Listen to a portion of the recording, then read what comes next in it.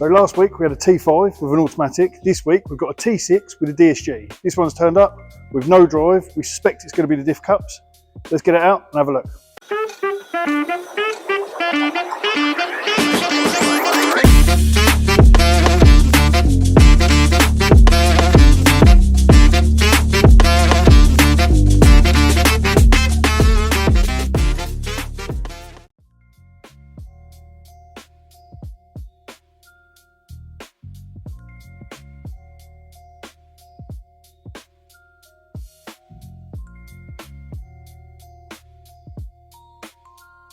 The DQ500 has been removed. As you can see, the drive shaft has not come out, which supports our theory that the diff cups gone and the spines have got themselves stuck essentially. So before we can start, we're going to have to get that out.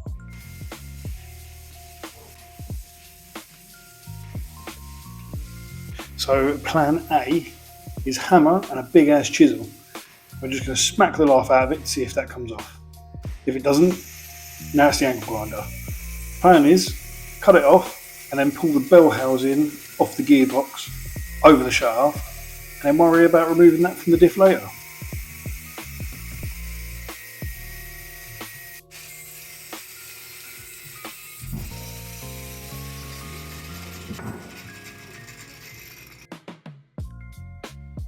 Right, now that is cut, we can actually move on to getting the gearbox apart. So as always, first up, off comes the valve body cover, and then we can start removing the valve body.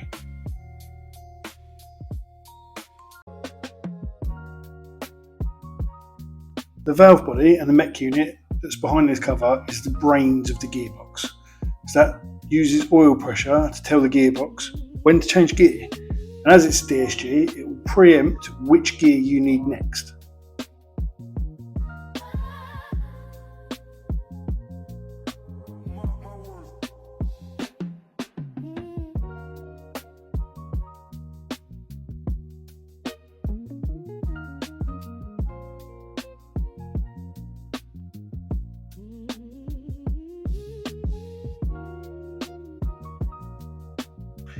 Now that the cover is off, we can move on to removing the valve body in the mech unit.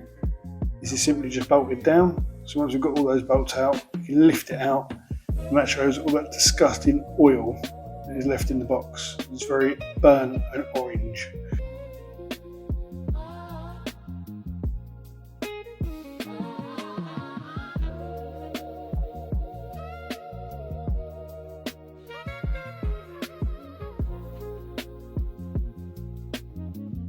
Off comes the filter, which looks disgusting and like it's never been changed, which is not a shock for one of these because people seem to forget. You do have to service a DSG. Off comes the cover. It's a one-use item, so that can go in the bin. And then we can start removing the clutch from the DQ500.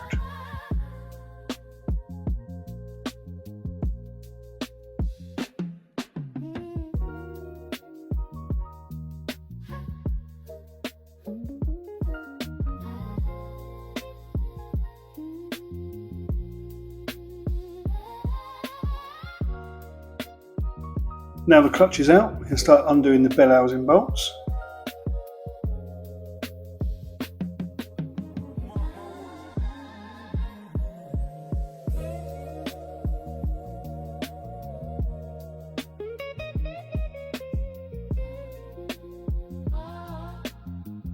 Once we get all these out, we can start the fun challenge of trying to remove the bell housing over the top of that drive shaft, which is also going to have to dislodge the seal at the same time.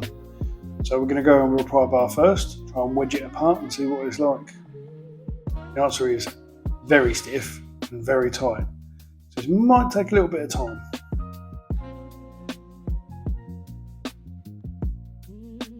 And there we go, the bell housing is off, which reveals to us the gear set and the drive shaft very much still stuck in differential. So we're going to have to come up with another plan to get that out, probably using the press. As you can see, the DQ500 is apart. The drive shaft is very much still in the diff, so it's on to plan C to get that out.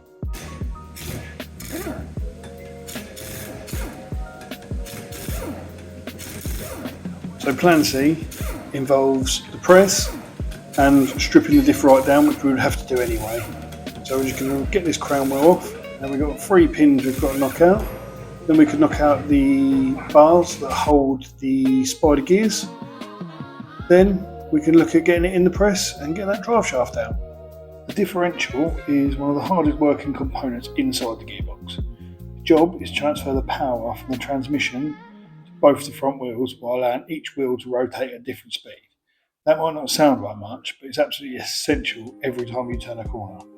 When a vehicle goes around a bend, the outside wheel has to travel at a greater distance than the inside wheel, which means it needs to rotate faster. The differential allows this to happen while still delivering power to both wheels. Without it, both wheels will be forced to turn at the same speed, causing tyres to scrub across the road, increasing tyre wear, putting huge stress on the drivetrain, making the vehicle very difficult to steer.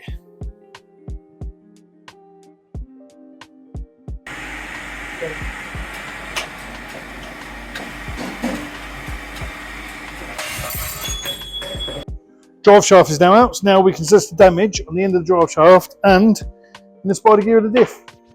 Let's have a look. You can see the worn splines on the drive shaft and inside the differential cut.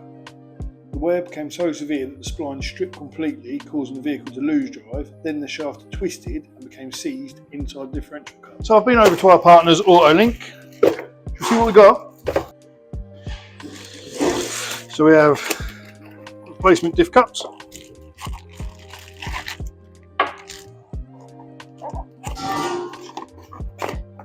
They already come with the caps in.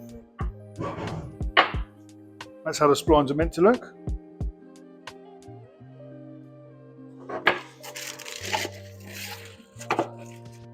New end cap. Internal filter. This is the external filter with new O-ring. New pipes. These ones are metal, which is obviously a much needed upgrade for this box. And then the new clutch cover. So we can get put in the box, back together.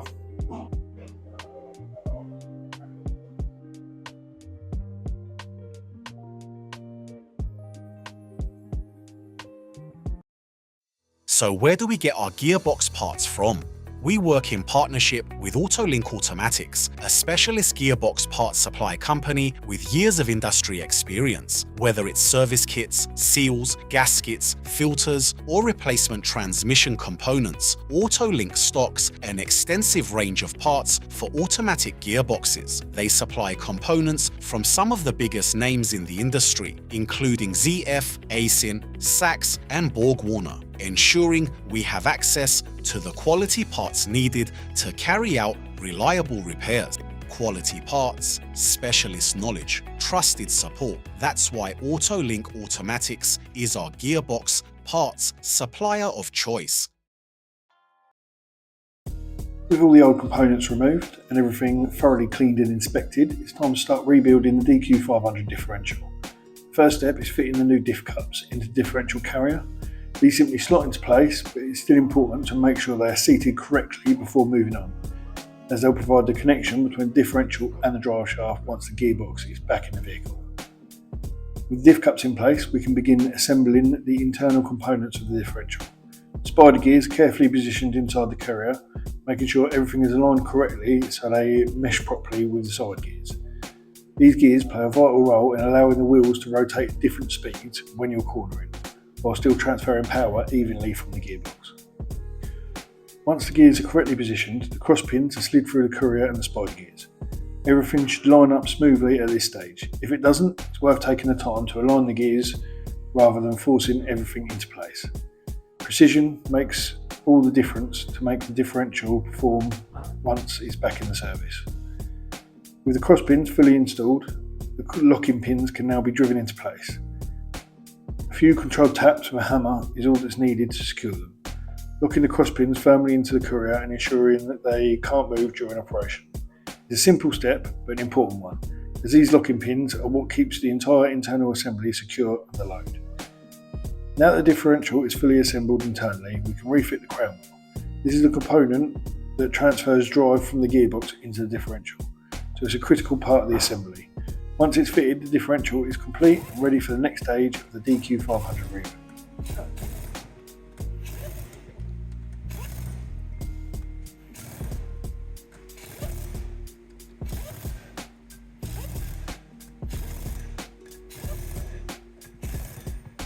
Right, so that's the diff back together with the new diff cups, gears in it. So now we're going to move on to putting the rest of the box back together. We've taken it apart to check all the gears and stuff. They look perfect. So basically this was the only issue. So now we've repaired that issue, just getting the rest of it back together. Now we can move on to reassembling the gearbox. First, we apply grease to the shift fork seating sleeve to ensure smooth operation during initial startup. Next, the transmission oil pump is installed, ready to circulate the fluid and lubricate the gearbox once it's back in service. Now the rebuilt differential can be lowered back into the gearbox, followed by the gear set. Everything has to be positioned carefully so the bearings are located in the correct position and the shift forks are seated for smooth operation.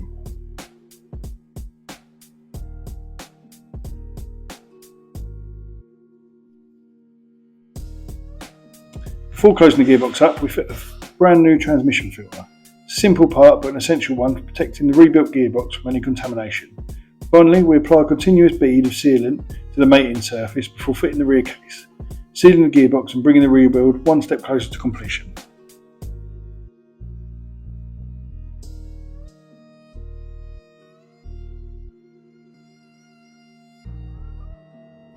With the sealant applied, the rear case can now be fitted. This is one of the most delicate stages of the rebuild, as everything has to line up perfectly while the case is being lowered into place. Selector forks, shafts, bearings all need to engage correctly, so it's important not to force anything. Once you're happy everything is seated as it should be, the case can be bolted down and torqued to specifications. The rear case secured, we can carry out an air check on the selector forks. This allows us to confirm that each fork moves freely and engage correctly before the gearbox is fully assembled, giving us confidence that everything is operational and exactly how it should be.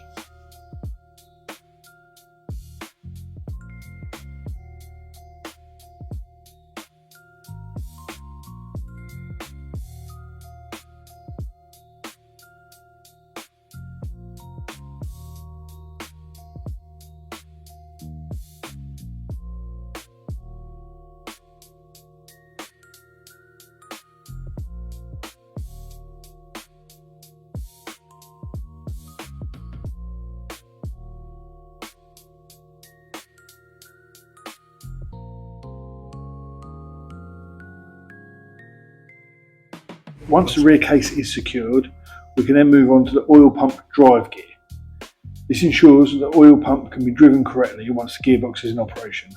After that, we installed the new metal oil tubes. These tubes are responsible for carrying hydraulic pressure from the valve body into the gearbox, allowing the various clutches and gear selectors to operate correctly. As with every stage of the rebuild, everything has to be fitted carefully and seated properly, as even the smallest issue here could affect the gearbox hydraulic performance.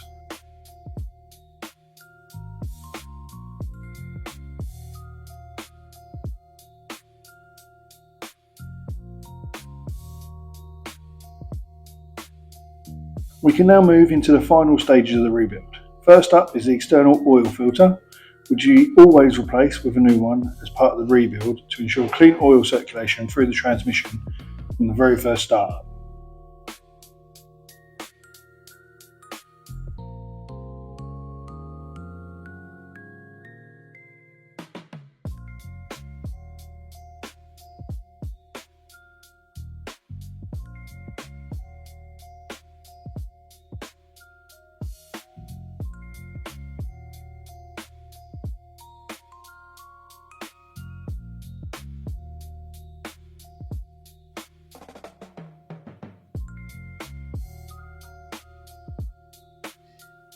Next, it's time to rebuild the wet dual clutch assembly.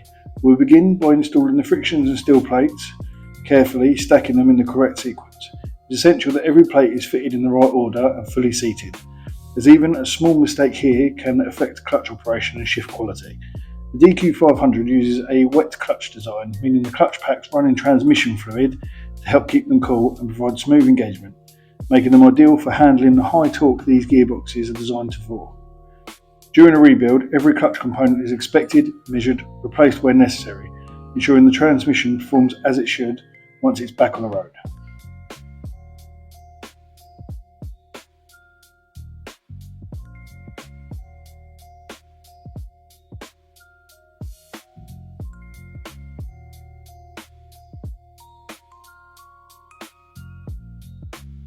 So that's the box mostly back together. We've just got the mech unit and valve bodies put on and the clutch cover.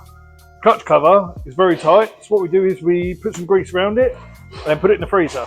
So when that's nice and cold, we'll slide straight on there.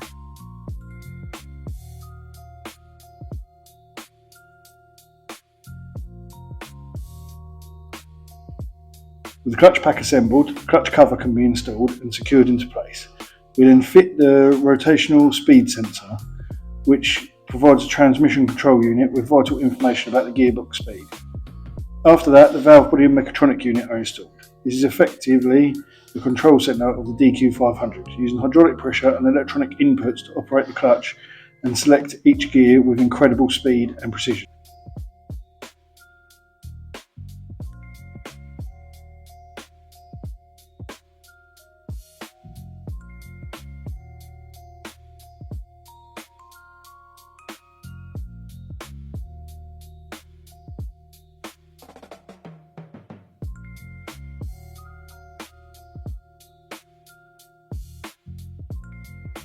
Followed by the final end cap. This end cap covers the retaining clip that secures the gear set and bearing in place, completing the mechanical assembly of the gearbox.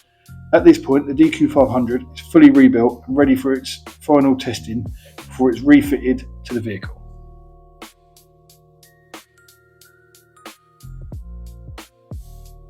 So that's the box rebuilt, new clutch cover, new cap on the back, new filters, new diff caps. So it's all ready to go. So we're going to get it back down the other end where we've got 2 new drive shafts waiting to go in it, and then we'll be able to take it out for a test drive.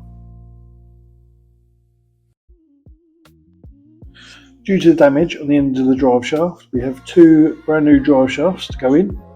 Once they're in, we can then get the subframe on, wheels on, and then take this van for its first test drive.